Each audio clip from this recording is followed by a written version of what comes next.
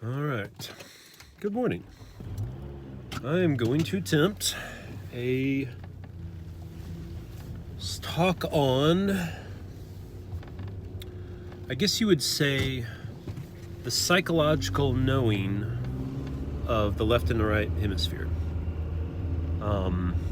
So I'm not an expert. I have to always say that because I'm not. So it's kind of ridiculous that I, who still grind steel for a living and try to do research while doing so, even though I've been trying to do so for the last 10 years, it's still kind of silly for me to try to convince people that I'm right about a theory that hasn't even been researched and which has not been subject to peer review. But the reason I'm putting it up here is not because I think I'm right, it's because I think it's an interesting idea that might have merit if the right people were to look at it and listen to it. So that is how I'm coming at this.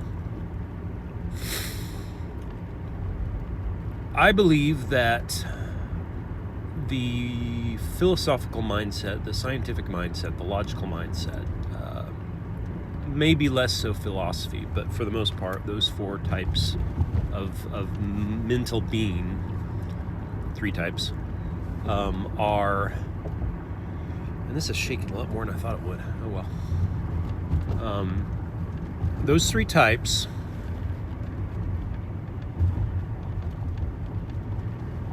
are very left brain, and I would call it left brain dominant. Whereas there are acts of creativity, of innovation, dreams. I'm iffy on dreams. Dreams, I think, go both ways. I doubt they're just right brain. They could be, but I doubt it.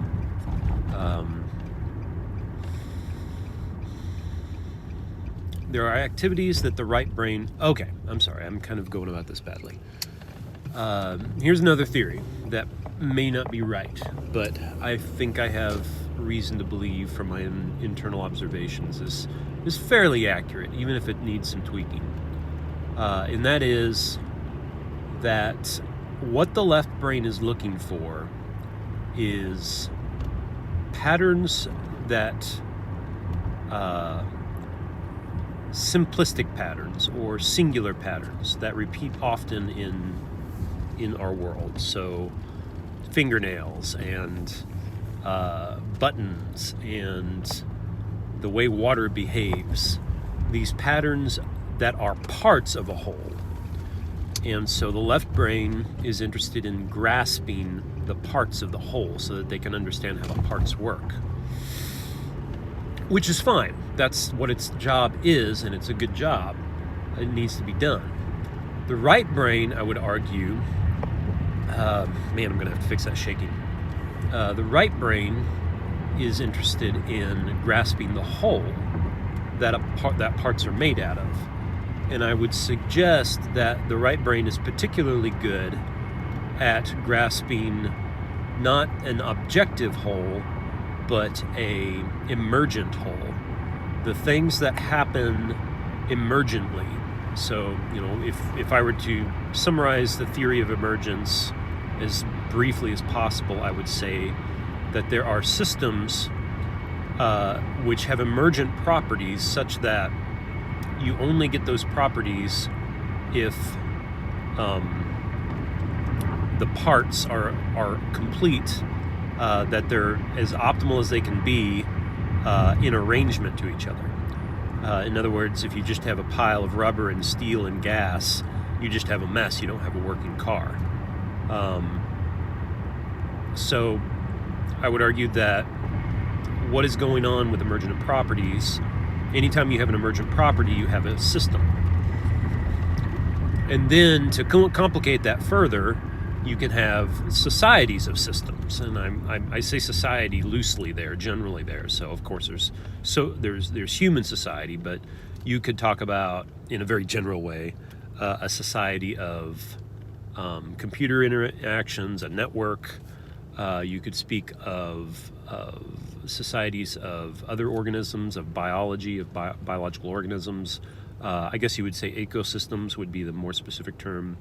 And you have all this emergent property, all this behavior, all these substances, all these new capacities for other forms of life and other riches to come out of that. Like we're beginning to understand what mushrooms can do for us. So if it wasn't for the mushroom kingdom and their dependency on everything they do, those things would not be an option for us. Something like that. Okay.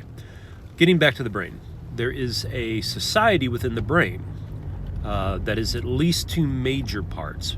And I would argue, as I've said before, that the left side is about the ecology of small items that make up a system.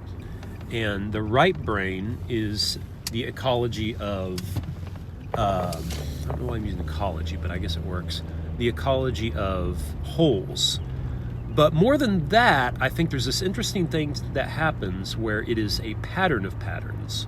So that the right brain can not only abstract the pattern from a set of systems, what emerges from those systems, the systemic emergence, the pattern, the emergence of patterns from systems. They're not something you observe. There's something that observed directly, like a mailbox or a house, but it's something like, oh, I've seen people do this before. In fact, I've seen people do this several times. So that's kind of a pattern of patterns. It's not a whole itself objective. It's something. Well, it's something that emerges over time. Okay. So, getting back to what I was getting at, our society is very enamored with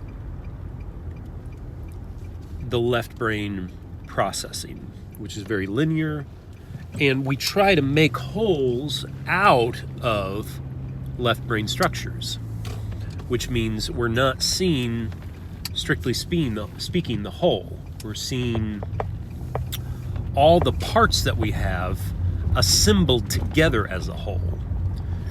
And we have mechanisms, particularly in science, although I think there's some in philosophy as well, which kind of blind us to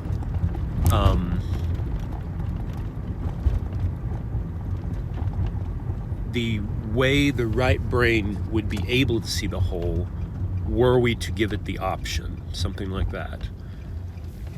Because I'm almost going to say fear. We mistrust the right brain. The right brain is where I think, that's an interesting idea. It could be that specific acts of, what's the word? Why would I forget this word? Dang it. If you believe that you can, as Huckleberry Finn believed that he can get rid of warts by going to a stump full of water at midnight over a full moon and chanting a chant. If you think you can get rid of warts that way, that almost seems to me like I can't think of the term, I'm sorry. It is a superstition, there it is. So that is a left brain superstition because it's very specific, it's linear, it's I'm going to find the right spell to get rid of, to solve this problem. So that's the left brain, untrained, if you will, by science and philosophy, something like that, critical thinking. But on the other hand, there are, I don't want to call them superstitions. I think it's a different thing. It's something like a metaphysic. Although I think there are certainly metaphysics that slide into superstition and have superstitions as part of their, pantheon of beliefs. So the right brain, is looking for metaphysical explanations. It's looking for the whole. It's looking for the reason the sun comes up and down because it relates to the way I raise my children and they die and that kind of thing. Like this whole cycle of life. All the cycles as a pattern, all as an interacting, overlapping pattern. Wholes of wholes, systems of systems.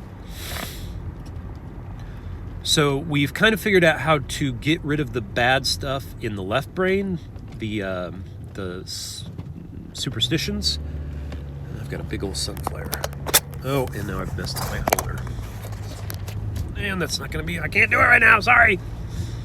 So we know how to get rid of the superstitions in the left brain, but we don't know quite how to handle what we distrust about the right brain.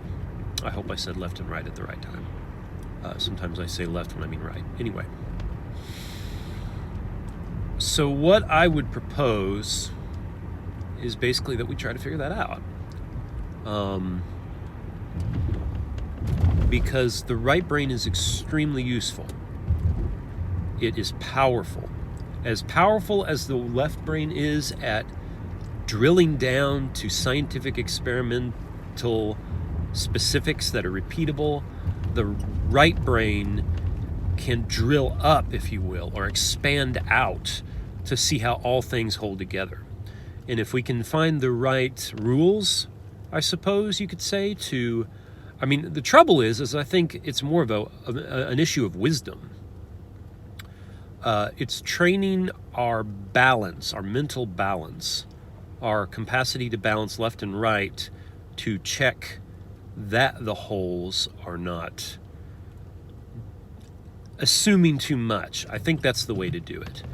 I think the trick is to use the left brain to check things in the right brain so that we know when we are, if you will, making assumptions or where our commitments are. And then I've got some thoughts about how we can mentally structure our commitments and our laws and our beliefs. That's where the humility principle mainly comes in. It's also where I would call commitments come into, such that, for instance, I'm a Christian. But I recognize that my commitment, my faith, is something not establishable. That is there is no way I can establish scientifically or externally the fact of God. Even though I've had many countless day-by-day experience of interacting with God, those could all be something, if you will, in my mind. Some way in which, perhaps in a Jungian way, I'm interacting with the embodiment of the highest principles of life within myself. That could be happening. But I trust that there's something more happening. Why? Well, for one thing, it makes those beliefs more powerful. If I just believe it's my own mind, I can doubt it more easily. I can give it less authority over my life. And I need that. I need to be able to give that authority, because I will get up to all kinds of stupid self-destructive shenanigans if I'm not giving that power to God, to a higher power than myself. If that higher power is just a higher part of my brain, then it's like, who cares? That's how I see it. I know there are many atheists that would see it differently, but I don't know how to have their beliefs. I've thought through what they have to say, and I've never been able to believe as an atheist believes, and I don't know how to. I've tried questioning my Christianity many times, and I don't know how to give it up. It seems too true to me to give up. But I box it under the box commitment, not under the box absolute certainty, because absolute certainty would deaden my ability to think properly, amongst other things. All right, so wrapping this all back together. We're trying to, and I'll do that in a minute.